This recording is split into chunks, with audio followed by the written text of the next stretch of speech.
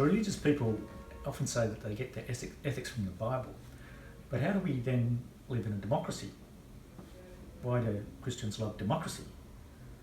So a really good place to start is actually, surprisingly enough, in the books of Samuel, where we have this story about the priests who are running the country and it's going badly. So the elders come to Samuel, who's the only kind of functional prophet at the time, and they say, we want a king. You know, the Philistines are saber rattling down there on the border, and the tribal elders have conferred, and they're worried about the internal problems with the priesthood and the external problems with the military threat from the Philistines. So they want a king, and Samuel is shocked. Why is he so shocked? Well, he prays to Yahweh, the God of Israel, the God of liberation from Egypt, and surprisingly, God says, well, you need to listen to the voice of the people. So that's surprising. How can we go from, laws given by God to listen to the voice of the people? But it's not quite as simple as that, because there's also, as the story unfolds, this sense that there are more fundamental concerns about the lessons to be learned from the exodus from Egypt and the liberation from oppression there.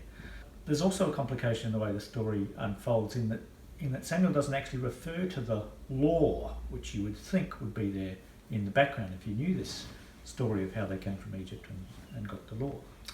So instead what Samuel does is start talking about taxation. So he's kind of trying to warn the people about how the king is going to take their stuff.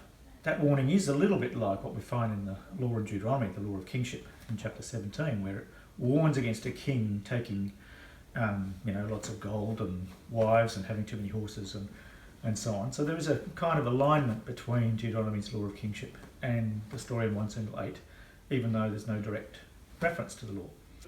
Yoram Hazony, in one of his recent books, discusses the peculiarity of this law of kingship and says that it actually presents a model of what he calls a limited state. It's between the kind of oppression of an empire like Egypt and the alternative on the other extreme, the kind of anarchy and violence that we see depicted in the book of Judges, where there's no king.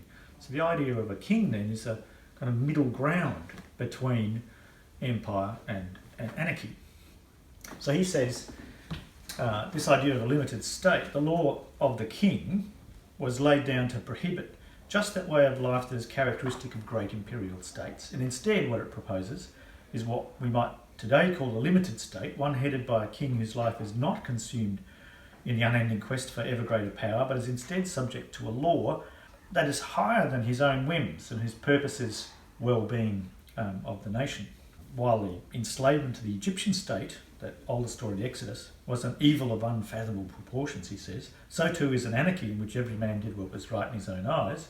So without a state to maintain order, nothing stands in the way of a descent into greater depravity. Hazony goes on to talk about how there's really two main conditions about the creation of this limited state. One is that you've got to listen to the will of the people, but also you've got to have some higher principles of justice, which are derived somehow from the earlier stories about the Exodus and the justice of God. All that sits inside a large story of Israel, and you might be saying, what's that got to do with us today? Well, the majority of Christians accept that we need a separation of church and state. And in fact, in the Baptist tradition, it goes back to, in particular, to Thomas Helwys, who went to jail, basically, for this idea about separating church and state. And the same thing happened when the First Baptist Church was established in North America on Rhode Island in 1638, where Roger Williams and the people who made that church, who created that church, rejected the idea that the British Crown had sovereignty over the Indian people there. So they created a treaty in order to settle with their new church. Something similar happened with Christian advocacy in Victoria and South Australia in the 1830s, where people wanted to see treaties with Indigenous people, and even in South Australia's case, they had legislation requiring the making of treaties with Indigenous people, but it didn't really happen, neither in North America nor in Australia. In the long run, that vision that the Indigenous sovereignty would be respected was superseded, and people gave in to the temptations of empire, we could say. So we do have to live now with the current reality, which is a kind of multiplicity of sovereignties in Australia between the federal government and the state government and the courts, but also the continuing Indigenous sovereignties where Aboriginal people have not actually ceded their sovereignty at all. So all these things have to be balanced somehow in our contemporary democratic arguments. So we have in Victoria, for example, a new treaty process piece of legislation which is laying the groundwork for a long process of firstly establishing representative bodies of Aboriginal people with leaders that can negotiate a treaty.